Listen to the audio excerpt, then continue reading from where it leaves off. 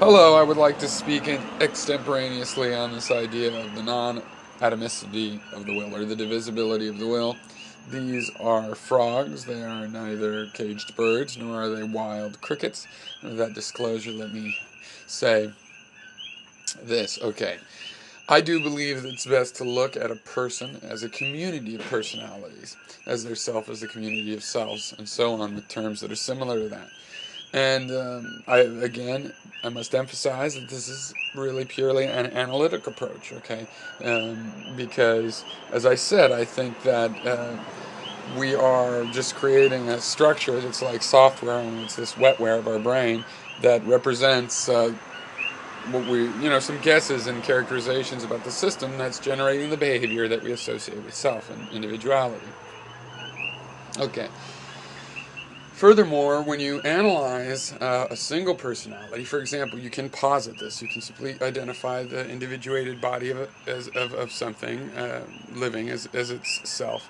And you can definitely analyze its behavior as coming from a single personality, and you can definitely do that. But you can also break that down, okay, into, let's say, 5 subpersonalities, all behaving together, and in concert, they generate that behavior.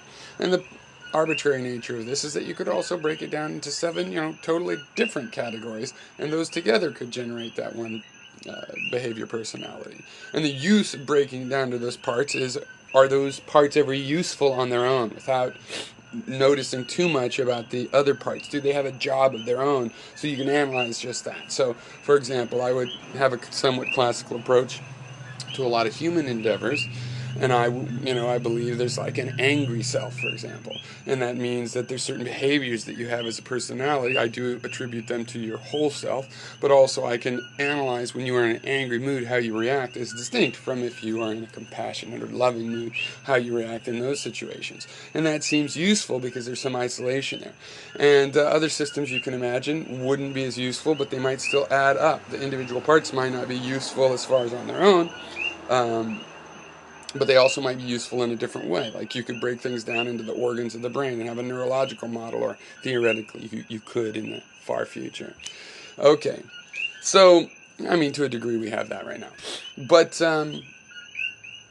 But all right, okay, so there's this arbitrariness, and I do see that we have a community of wills. I just think that if you look at behavior, there's so much contradiction in the way people behave that saying a single personality just doesn't quite do it. Because if you do say that, you have to say it's complex and it contains contradictions. And as soon as you find something containing contradictions, those are good individuation lines. When one part of a personality applies certain principles that are contradictory to another, those are good lines for individuation. Those are good thresholds to draw the boundaries of when thinking of something a part at a time. Okay, and I really think that we have something akin to affects, and to a certain degree, different people have different ones, because they're like virtual instincts that we grow up from our training, maybe from our genetics, certainly in the case of obvious ones like hunger and lust and these affects and anger, but we also have ones that are trained into us. And so there's a blurry line between, we don't know exactly which ones might come genetically, which ones are learned behavior, and so on.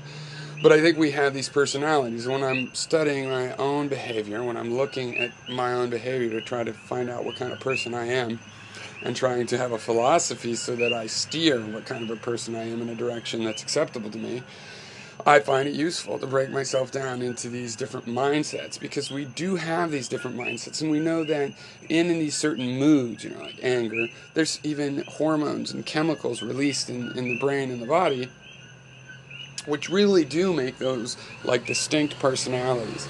And so we can analyze the parts, and then also we do relate the parts into this whole self, and we ask, what are the relationships between the parts? And for example, in a really poignant experience, and give me the benefit of the doubt that you've experienced this at least in fiction, where there's an event, and maybe both pity and anger are or compassion and anger are stimulated, and you don't know which exactly to do. And it'll depend on what the relationship is between the two. Some people's compassion, they're cruel people, and their compassion develops around a sense of guilt. Probably that their cruelty will win in that case. Other people really do have, maybe a little bit of a cruel side and a little bit of a compassionate side with no clear dominator, no clear dependency relationship. And those will actually struggle, much like two different people in the physical world struggle over the issue, only the issue in this case will be, what does the body do? And in a social situation, individuals argue similarly over what the republic does, the body of the people as a whole. So I spoke really quick there. I'm not exactly sure why, but maybe I always do. Anyway, that's more on divisibility of wills and what I'm getting at with that. And this is a bracelet, a friendship bracelet with my daughter who's on vacation and I miss. So, bye.